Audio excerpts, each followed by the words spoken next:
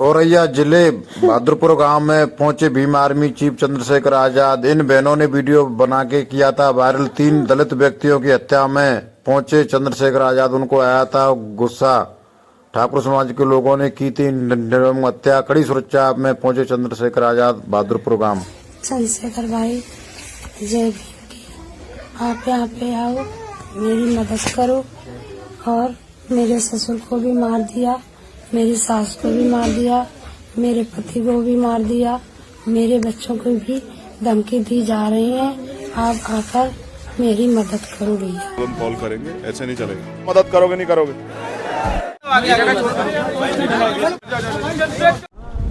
तो औरैया जिले के सार थाना के बहादुरपुर गांव में भीम आर्मी चीफ चंद्रशेखर आजाद का काफिला पहुंच चुका है। कुछ दबंग लोगों ने दलित समाज के व्यक्तियों पर फावड़े से हमला किया था और इसी बीच एक दलित समाज के व्यक्ति की ऑन द स्पॉट डेथ हो गई। और इसी संदर्भ में भीम आर्मी के चीफ चंद्रशेखर आजाद बहादुरपुर गांव में पहुंच रहे हैं। और आप देख सकते हैं कड़ी सुरक्षा के बीच चंद्रशेखर आजाद पहुंच रहे हैं और उस पीड़ित परिवार से क्या वादा करेंगे ये देखने को होगा। एक व्यक्ति की ऑन द स्पॉट इस मामले में मौत हुई थी और एक वीडियो भी काफ़ी ज़्यादा तेज़ी से वायरल हुआ था और उसमें 3 महिलाएं, 3 बहनें चंद्रशेखर आजाद से आह्वान कर रही थी कि चंद्रशेखर आजाद जी आएँ और हमें न्याय दिलाएं। और उसी संदर्भ में भीम आर्मी चीफ चंद्रशेखर आजाद पहुंच रहे हैं। और ये देखिए किस तरीके से एक लंबे काफिले के साथ, बड़े दल बल के साथ चंद्रशेखर आजाद और यहाँ पहुंच रहे हैं इस गांव में। और देखने को होगा चंद्रशेखर आजाद क्या फैसला आज लेंगे, क्योंकि खुद पीड़ित परिवार की महिलाओं ने चंद्रशेखर आजाद से अपील की थी मामले में। और चंद्रशेखर आजाद को कड़ी सुरक्षा के साथ बहादुरपुर गांव में पहुंचाया जा रहा है।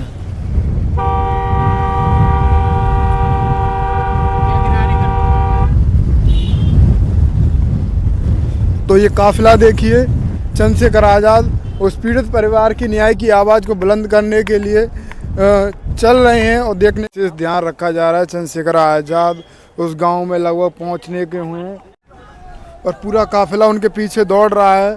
और तमाम समर्थकों की गाड़ियां वहां पर बाहर रोक ली गई हैं और तमाम समर्थक उनके साथ उस पीड़ित परिवार को न्याय दिलाने के लिए कंधे से कंधा मिलाकर, कदम से कदम मिलाकर चल रहे हैं। वहीं घुमाए कि इधर केस करें।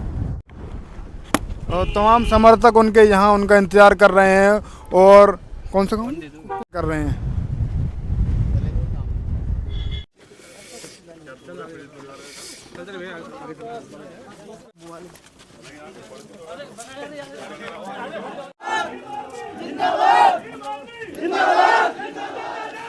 तो अभी थोड़ी देर में कितनी बड़ी सुरक्षा के साथ चंद्रशेखर आजाद यहाँ पहुँचे हैं। ये देखिए सीधी तस्वीर है, मैं आपको दिखा रहा हूँ। और बड़ी सुरक्षा का विशेष ध्यान यहाँ पे रखा जा रहा है।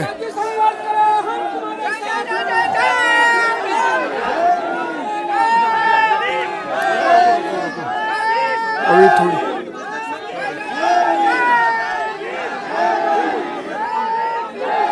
एक न्याय की उम्मीद में पूरा परिवार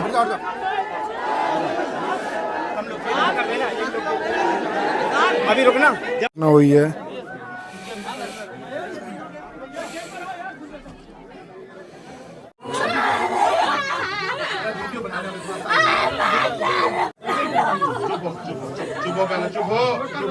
चुप्पा हो जाओ, बात सुनो, शांत रहो, शांत रहो।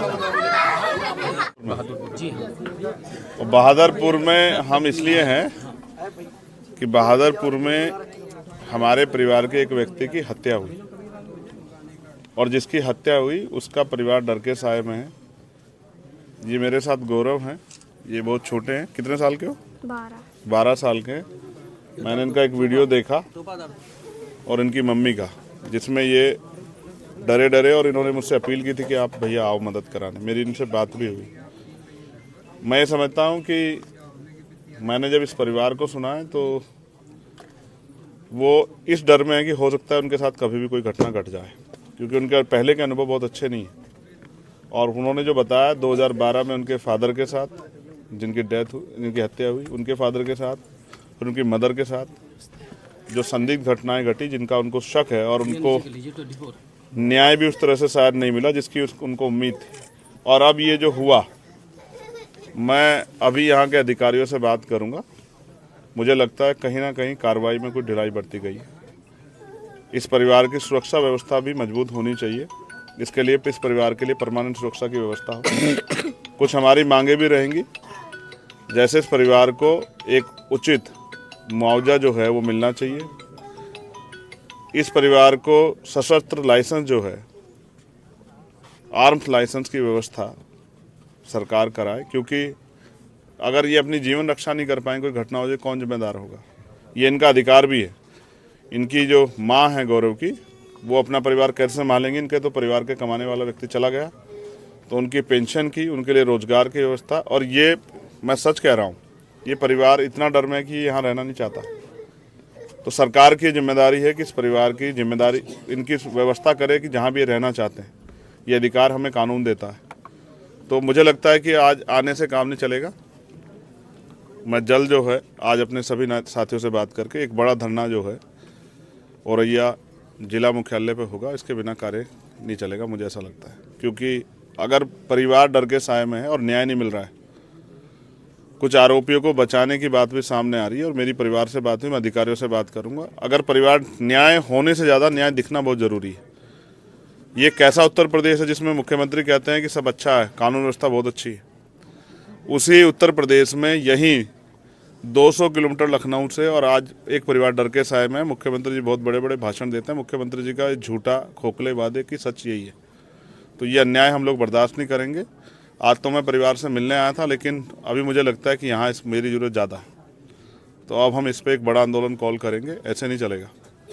और मैं यहाँ के अधिकारियों से भी मैं वार्ता भी करूँगा और मैं उनको चेतावनी भी दे रहा हूँ, वो किसी गलतफहमी में ना रहे। अगर वो किसी भी कीमत पर आरोपी को बचाने का प्रयास करेंगे तो ये कतई संभव नहीं है। ये आज़ाद भारत है और यहाँ संविधान से चल रहा है सब कुछ। कोई आरोपी नहीं बचेगा। हर आरोपी के खिलाफ कार्रवाई करनी पड़ेगी, चाहे वो कितना ताकतवर हो, चाहे मुख्यमंत्री का रिश्तेदारी क्यों ना हो, उनके परिवार का क्यों ना हो, चाहे वो कोई भी हो। जिसने अपराध किया उसको सज़ा मिलनी चाहिए।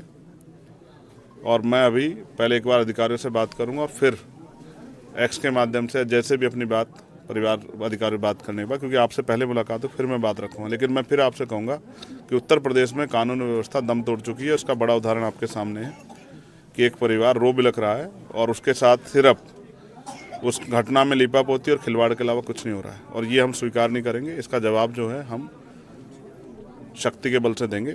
इसकी तैयारी हम आज ही अपने साथियों से बात करके करेंगे। अभी तक आरोपियों के घर बुलडोजर क्यों नहीं? मैं बुलडोजर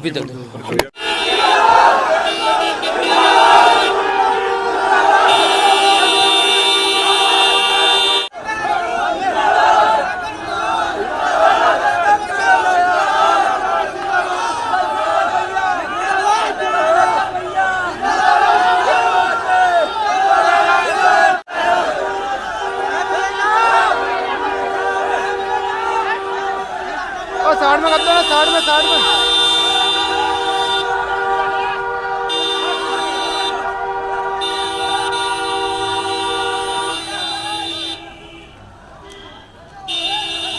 हट जा।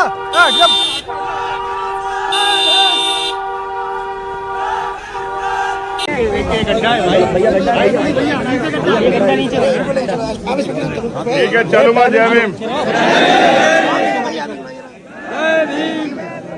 अपने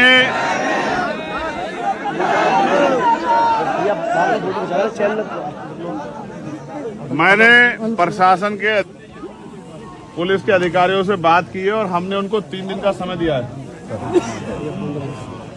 आज 7 तारीख है, 10 तारीख तक का मुझे उम्मीद है 11 तारीख से पहले वो हमारी सारी मांगों पे काम कर देंगे। 11 तारीख को फिर मैं सूचना दूंगा आप लोगों को, ठीक है। और मैं अपनी बहनों को कहूंगा, बहुत जो मेरी बहनें बैठी हैं, खूब अच्छे से पढ़ाई करो, नौकरी करने के लिए तैयार हो जाओ, खूब अच्छे से पढ़ाई करो, घबराओ मत, ठीक है। असल काम तब पूरा होगा जब इस देश की हर बहन बेटी सुरक्षित हो जाएगी और वो सशक्त हो जाएगी, अपने पैरों पे खड़ी हो जाएगी, ठीक है। चलूंगा, खुश रहो।